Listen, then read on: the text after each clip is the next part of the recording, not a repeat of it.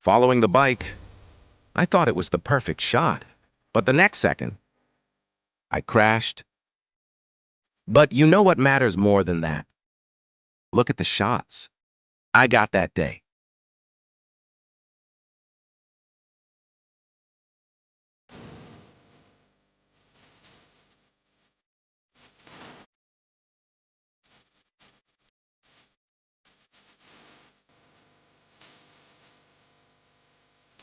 This was my first FPV bike chase. And honestly, I got some really good shots. Overall, I flew well. Happy with it.